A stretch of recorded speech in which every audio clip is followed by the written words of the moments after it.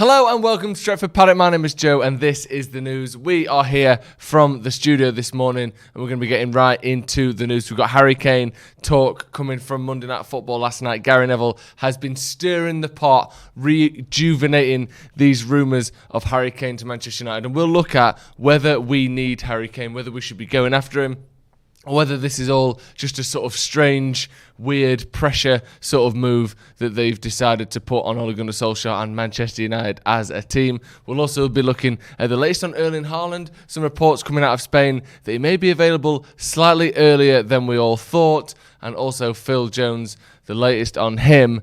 Could he be set for a move to the Championship? Well, we're about to find out. So let's get into it. Let's start with this stuff on Sky Sports last night. This was Monday Night Football. This was Gary Neville speaking, and this has been all over social media. This has been the biggest story of the last few hours.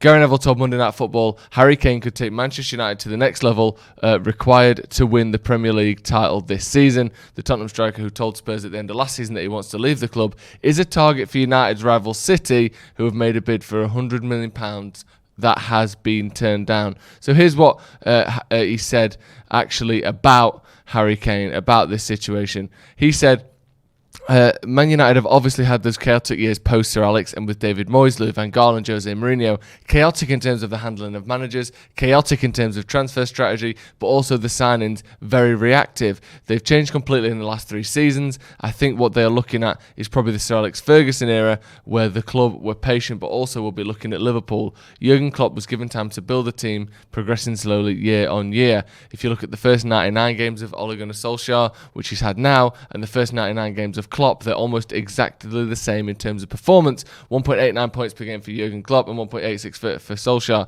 The difference being Ole has spent a lot more money than Klopp did in that time. He said the big thing is what happens next. I'm sure that Ole's backroom team and the board are looking at it and saying he's building something. This is what Klopp was doing at Liverpool in his first 3 seasons. However, look at the points Klopp gained from seasons 3 to 4. That's when they just went mad and won. Was it 97 points and then 99 points? The thing is, he said, my gut feeling is that United won't have the same impact. The signings, Jadon Sancho and Rafael Varane, won't have the same impact on United as Alisson and Van Dijk did on Liverpool to get them that 90 to 95 points that they'll need to win the league. I think they'll come just short. Chelsea, you see what they've done with Romelu Lukaku. You see that Van Dijk has come back for Liverpool. You can see that City have come in for Grealish and Harry Kane. If they get Kane, that is a massive problem for United. And this is where it gets juicy. Gary Neville saying, I'm struggling to understand why Manchester United are not doing that extra step this transfer window. With regards to Manchester United, they've always gone after the best player in the Premier League, the best British or English player in the Premier League historically. Anthony Martial, Dan James, Jesse Lingard, you're talking about potentially offloading wages there, potentially getting some transfer fees in. Why are they not going for Harry Kane this week? Because I believe that if Harry Kane entered Manchester United, you could get up to 90 to 95 points. Without him, they're still going to have to replace Edinson, Cavani and Martial next summer. Martial's not going to do it. Cavani's only got 1 year left. Let me know what you think to this in the comments before we get into it, because obviously it's a thing that's been sort of rolling for a little while now, this whole Harry Kane to Manchester United thing. It's one of those things that we were interested, or once he declared his willingness, or not just willingness, but his want to leave Tottenham Hotspur, United have been interested in Harry Kane, according to reports. The difference here being, Gary Neville is framing this as you get him, you win the league. Essentially, that's what he's saying. He's saying that we can go from where we were last season, adding those 20, 25 points on to get to 95, maybe even 100 points, which is what you may well need these days to win the league. Let me know what you think, because, it was only a couple of weeks ago that most Manchester United fans were happy with this summer's recruitment. We beat Leeds, smashed them 5-1, and everything seemed easy, everything seemed good. It seemed as though, right, here's how we start the season. Let's sort of mount this title charge and see how things go this season. All of a sudden, we draw with Southampton, and it feels like the world's caving in. The sky's falling down. Let me know what you think. Would Harry Kane make the difference? And also, not just would Harry Kane make the difference, but is this talk of United need someone like Harry Kane, is it a little bit overblown after, a draw away at Southampton? Or do you think that highlighted what is a bigger problem that will always crop up? Because there's part of me that thinks, The Kane to United stuff is a separate element, but the fact that this is the topic of conversation after 2 games into the season, talking about how United have got to go and win the league, and this isn't, whatever. The implication here that the current squad isn't good enough. When, like I said, a couple of weeks ago, we're talking about challenging for titles. It seems a little bit of quite a negative spin to be putting on things. When, like I said, we're 2 games in. We've got 4 points, which is more than Manchester City, by the way, who everyone are very keen to say are just going to, win the league again. We're looking at Chelsea. We know what Lukaku can do, but we also know what Lukaku can't do. There are going to be games when you look at Lukaku and think, what the fuck's he playing at? We've seen that as Manchester United fans. So people just, because he plays for Chelsea now, you think Lukaku's the perfect striker who never makes mistakes, whose hold-up play is all of a sudden incredible, whose first touch is incredible. It isn't. But because he plays for another team, we look at him and go, you know what, he's going to win them the league. Let me know what you think. Let me know what you think of this idea that Harry Kane could come to Manchester United. If you were, Woodward and the Glazers, or Matt Judge, or whoever it is making that signing, or even just Ole, would you be pushing for Harry Kane? Is he the man that could make all the difference? And do you think, we'll come on to Erling Haaland in a second, getting Kane this year as opposed to Haaland next year is a bigger and better move for Manchester United? Let me know what you think in the comments, and let me know what you think to Gary Neville's comments as well, because everyone was talking about it on social media last night. It has been the biggest story over the last few hours. Let me know what you think in the comments. Right, let's move on then.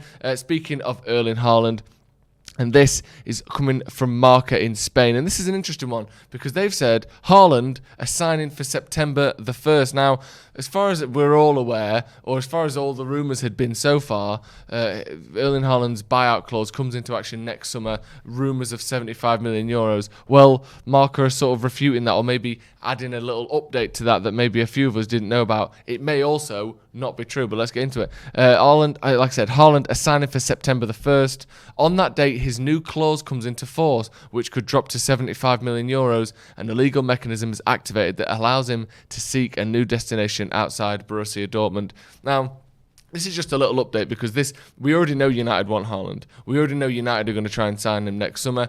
There's been plenty of reputable journalists saying that. But this update that apparently, according to Marco, once again, his buyout clause comes into force on September the 1st is massive news, because that means not only do you have to not wait, 2 years to get him, we could get him in Christmas. In Christmas! We could get him in January. This could be a January signing. If his clause comes into effect in September, obviously January is after that. That could be a huge signing for Manchester United. Obviously, there's going to be 30 teams after him at 75 million quid. But if he was someone we were going after anyway, maybe the board, maybe the club, maybe Ole Gunnar Solskjaer knew this information already. Maybe it's not true because, again, it's Marca and you can't just take everything they say as gospel. But it's a very interesting update and a very interesting twist in this story with Erling Haaland to me, because if we could sign him in January, that would make all the difference in terms of the running for the end of the season. If we can be there or thereabouts by January, all of a sudden Haaland comes in for basically half the price that Dortmund wanted from this summer. That would be absolutely huge. Again, we need to wait and see more sort of reputable sources, just more sources generally coming out and saying, yeah, Haaland is available in January. His buyout clause becomes active on the 1st of September. We'll wait and see on that one. But it's just a little update there, and a little key one as well. I mean, it could be potentially key to sign Erling Haaland this January. If his 75 million euro buyout clause becomes active then, Dortmund have to accept any bid of 75 million euros, and after that, Haaland gets to decide which of the bids that they had to accept he decides to play for. He can obviously have some agency in that as well. He doesn't have to leave, but Dortmund have to accept that offer. So very interesting, potentially the ability to sign Erling Haaland in January, but we'll obviously have to hear more on that. And then before we go, an interesting one. Any of you familiar with a publication called footballleagueworld.co.uk? Me neither. Well, they've got an exclusive, and that is that Manchester United player ready to weigh up potential championship offers, and that Manchester United player is Phil Jones. According to footballleagueworld.co.uk, again, no offence, I'm sure you do great work for the Football League. I hadn't heard of them. Again, you're not used to seeing them getting exclusive scoops on Manchester United players, certainly, regardless of the great work I'm sure they do covering the Football League.